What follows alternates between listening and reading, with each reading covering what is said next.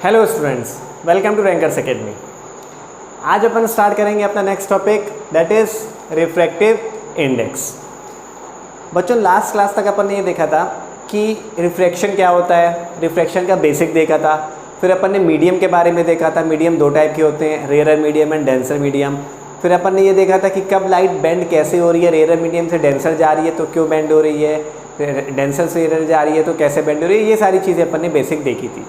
फिर कल अपन ने लॉज ऑफ रिफ्रैक्शन भी देखा था। जब अपन लॉज ऑफ रिफ्रैक्शन देख रहे थे तब अपन ने एक चीज़ देखा था, एक वर्ड आया था रिफ्रैक्टिव इंडेक्स। कौन से लॉ में? सेकंड लॉ, दैट इज उसको अपन एक और नाम देते थे स्नेल्स लॉ।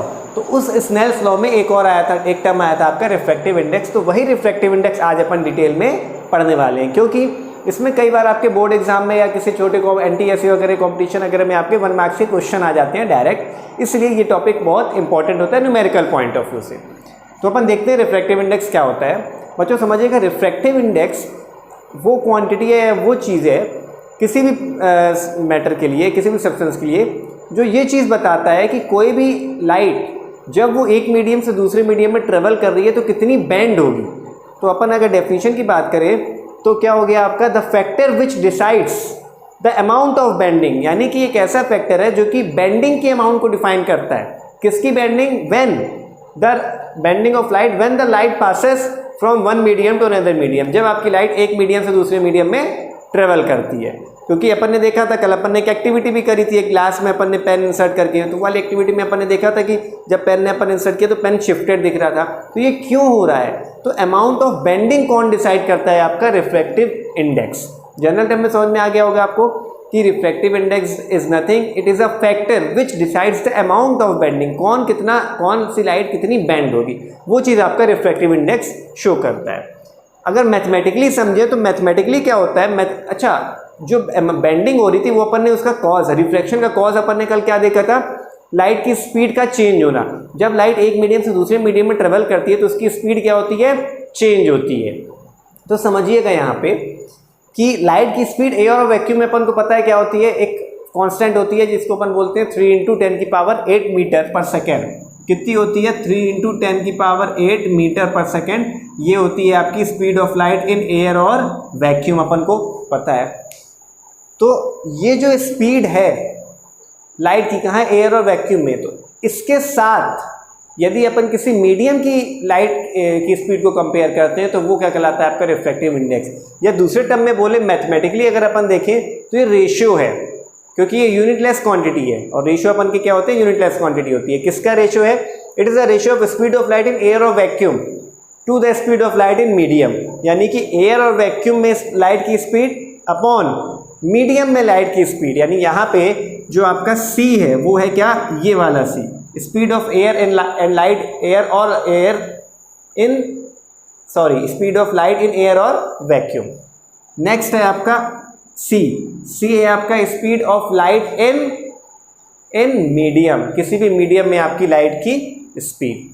तो इन दोनों का रेशियो क्या कहलाता है? आपका रिफ्रैक्टिव इंडेक्स, जो आपके NCERT में लिया है N। अपन इसको N लेके चल रहे हैं। कुछ बुक्स में आपको इसको बताया था कल, न्यू भी बोलते हैं, और न्यू NU, ठीक है। तो ये हो गया मैथमेटिकल टर्म में आपका रिफ्रैक्टिव इंडेक्स। अब रिफ्रैक्टिव इंडेक्स आपके दो टाइप के होते हैं। Refractive index is of 2 types. कौन कौन से? पहला होता है आपका, इसका स्क्रीनशॉट ले लीजिएगा। पहला होता है आपका एब्सोल्यूट रिफ्रैक्टिव इंडेक्स और दूसरा होता है आपका रिलेटिव रिफ्रैक्टिव इंडेक्स। क्या होता है? एब्सोल्यूट रिफ्रैक्टिव इंडेक्स और दूसरा रिलेटिव। देखते हैं क्या होता है दोनों।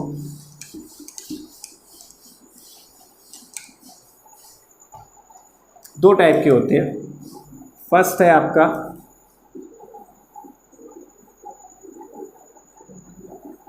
एब्सोल्यूट रिफ्रैक्टिव इंडेक्स और दूसरा है आपका रिलेटिव रिफ्रैक्टिव इंडेक्स, ठीक है। पहले अपन देखते हैं एब्सोल्यूट, फिर देखेंगे रिलेटिव। बच्चों, एब्सोल्यूट रिफ्रैक्टिव इंडेक्स क्या होता है? एयर के रिस्पेक्ट में किसी भी मीडियम का जो आपका रिफ्रैक्टिव इंडेक्स होता है वो क्या होता है? Absolute refractive index. अब देखिए, इसको लिखने का तरीका होता है, इसको रिप्रेजेंट करने का एक तरीका होता है। रिस्पेक्ट में कैसे लिखना है, कैसे है, तो समझिएगा। यदि मैंने बोला रिफ्रैक्टिव, शॉर्ट में लिख रहा हूँ, ठीक है, refractive index of water with respect to air. इसका मतलब हुआ वाटर का रिफ्रैक्टिव इंडेक्स एयर के रिस्पेक्ट में, और ये क्या कहलाएगा, वाटर का एब्सोल्यूट रिफ्रैक्टिव इंडेक्स। वाटर किसी भी चीज का एयर के रिस्पेक्ट में refractive index absolute refractive index होगा, ठीक है।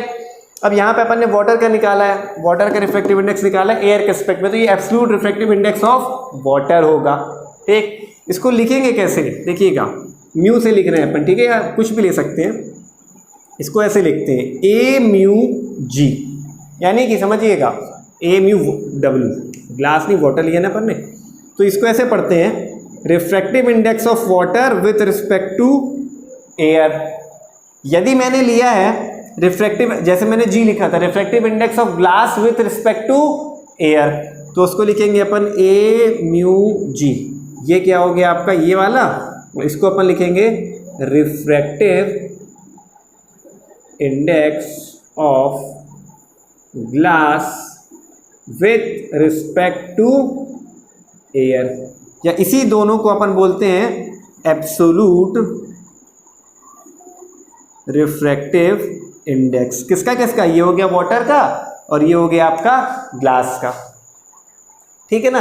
तो एब्सोल्यूट रिफ्रैक्टिव इंडेक्स किसी पर्टिकुलर मीडियम का आपको क्या बताते हैं, रिफ्रैक्टिव इंडेक्स, किसके रिस्पेक्ट में, हमेशा एयर के रिस्पेक्ट में। लेकिन रिलेटिव रिफ्रैक्टिव इंडेक्स क्या होता है, रिलेटिव रिफ्रैक्टिव इंडेक्स समझिए तो क्या होगा, देखते हैं। अच्छा, ये जो आपका एब्सोल्यूट रिफ्रैक्टिव इंडेक्स था, यहाँ पे जो अपन ने डेफिनेशन देखी थी, n इक्वल टू या mu equal to C upon V, ये फॉर्मूला आपका इस केस में वैलिड रहेगा, ठीक है। रिलेटिव रिफ्रैक्टिव इंडेक्स होता है किसी एक मीडियम का दूसरे मीडियम के रिस्पेक्ट में। फॉर एग्जाम्पल अपन यहाँ ग्लास और वाटर की बात कर रहे थे, तो फिर से ग्लास और वाटर ले लेते हैं। मैंने लिखा जी म्यू डब्ल्यू, इसका मतलब क्या होगा, refractive index of water with respect to glass, तो ये होगा आपका refractive index of water with respect to refractive index of glass. और यहाँ पे ए लगाएंगे, ए क्यों, क्योंकि वाटर का अकेले का रिफ्रैक्टिव इंडेक्स कभी नहीं होगा, जो एब्सोल्यूट रिफ्रैक्टिव इंडेक्स होता है वो हमेशा किसके साथ, किसके रिस्पेक्ट में कैलकुलेट किया जाता है, एयर के रिस्पेक्ट में, ठीक है।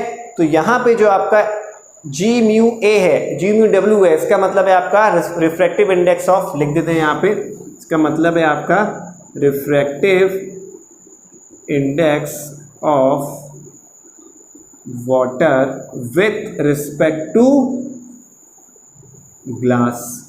देखिए ना, विथ रिस्पेक्ट टू वाली कंडीशन हमेशा क्या होती है, नीचे होती है। ये इसका रिवर्स करें यदि अपन, ठीक है, इसको इक्वेशन अपन ने फर्स्ट दिया, अपन क्या करते हैं, refractive index of glass with respect to water, कितना हो जाएगा ये आपका, A mu G upon A mu W, ठीक है। इसको सेकंड दिया, क्या हो गया ये आपका refractive index of glass with respect to water, ठीक है ना। अब अपन देखते हैं, इसको रफ कर रहा हूँ, स्क्रीनशॉट ले लीजिएगा। इक्वेशन फर्स्ट को इक्वेशन सेकंड से मल्टीप्लाई करा देते हैं, देखिएगा, इक्वेशन फर्स्ट को इक्वेशन सेकंड से मल्टीप्लाई। यहाँ पे अपन ने क्या देखा, एक बार रिव्यू कर लेते हैं। अपन ने रिलेटिव रिफ्रैक्टिव इंडेक्स निकाला है वाटर का ग्लास के रिस्पेक्ट में, ठीक है, वाटर ग्लास का वाटर के रिस्पेक्ट में, यानी कि एक मीडियम का दूसरे मीडियम के रिस्पेक्ट में, और वही दूसरे मीडियम का पहले मीडियम के रिस्पेक्ट में, ठीक है। तो क्या हो गया आपका, यहाँ दोनों को मल्टीप्लाई कराएंगे तो आ जाएगा G mu W into W mu G is equal to A mu W upon A mu G into A mu G upon A mu W. देखिए यहाँ पे ये कैंसिल आउट हो गया, बचा क्या, 1, G mu W into W mu G. इसका मतलब वेरी इंपॉर्टेंट फॉर्मूला ध्यान रखिएगा, इसका मतलब ये होता है the product of refractive index of one medium with respect to another to another medium with respect to first medium is always equal to 1। या इसको अगर दूसरे टर्म्स में अपन समझे तो अगर मैंने रिफ्रैक्टिव इंडेक्स निकाला है फर्स्ट मीडियम का दूसरे के रिस्पेक्ट में इनटू यदि मैंने रिफ्रैक्टिव इंडेक्स निकाला है दूसरे मीडियम का फर्स्ट के रिस्पेक्ट में तो उनका जो प्रोडक्ट होगा वो हमेशा क्या होगा 1 के इक्वल होगा। ये फॉर्मूला अपन को याद रखना है। अब एक चीज़ और निकलेगा इससे, देखिएगा यदि अपन ऐसा कर दें इसको 1 म्यू 2, इसका मतलब ये हुआ कि फर्स्ट मीडियम का सेकंड के रिस्पेक्ट में अगर अपन को रिफ्रैक्टिव इंडेक्स निकालना है तो अपन सेकंड मीडियम का फर्स्ट के रिस्पेक्ट में रिफ्रैक्टिव इंडेक्स का क्या कर देंगे, रेसिप्रोकल। तो इस टाइप के न्यूमेरिकल आपके एनसीईआरटी में कुछ दिए भी हैं और आपके एनटीएससी वगैरह में इस टाइप के न्यूमेरिकल पूछे जाते हैं। तो ये फॉर्मूला आप याद रखिएगा, ठीक है। ये हो गया आपका रिफ्रैक्टिव इंडेक्स, आपका रिलेटिव एब्सोल्यूट रिफ्रैक्टिव इंडेक्स और रिलेटिव रिफ्रैक्टिव इंडेक्स।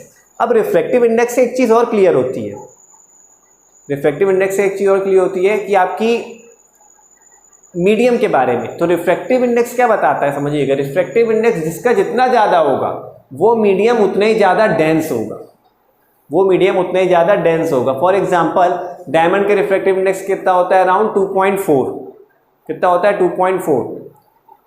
तो रिफ्रैक्टिव इंडेक्स इतना ज़्यादा है तो डेंसर भी तो है, उसमें रिफ्रैक्शन भी तो क्या होता है, ज़्यादा होता है। इसका स्क्रीनशॉट ले लीजिए जल्दी से।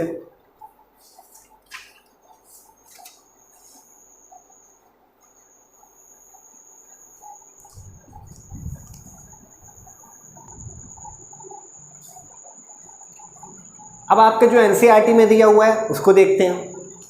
आपके एनसीईआरटी में जो पहली डेफिनेशन दी हुई है रिफ्रैक्टिव इंडेक्स की, म्यू इज इक्वल टू, वो दी है C/V, ठीक है। ये किसकी है, absolute refractive index, absolute refractive index, ठीक है। अब समझिएगा रिलेटिव रिफ्रैक्टिव इंडेक्स होगा एक मीडियम का दूसरे मीडियम के रिस्पेक्ट में। ये अपन मानते हैं फर्स्ट मीडियम का है, किसके रिस्पेक्ट में, अपन पहले ले लेते हैं कोई एक मीडियम है 1, उसका है एयर के रिस्पेक्ट में। कितना हो जाएगा, ये स्पीड ऑफ लाइट तो कांस्टेंट होती है, वेलोसिटी कितनी मान लेते हैं अपन उसकी, एज्यूम कर लेते हैं कितनी है वेलोसिटी उसकी, v1। ये हो गई पहली इक्वेशन। अब अपन कोई दूसरा मीडियम लेते हैं, उसका एब्सोल्यूट रिफ्रैक्टिव इंडेक्स कितना है, μ2, किसके रिस्पेक्ट में, एयर के रिस्पेक्ट में। कितना हो जाएगा, C/V2 हो जाएगा, इक्वेशन 2 ली अपन ने, ठीक है। अब मुझे यदि निकालना है refractive index of first medium with respect to second medium, that is refractive index of first medium with respect to second medium. तो अपन क्या करेंगे, refractive index of first medium with respect to second medium और air के respect में, ठीक है।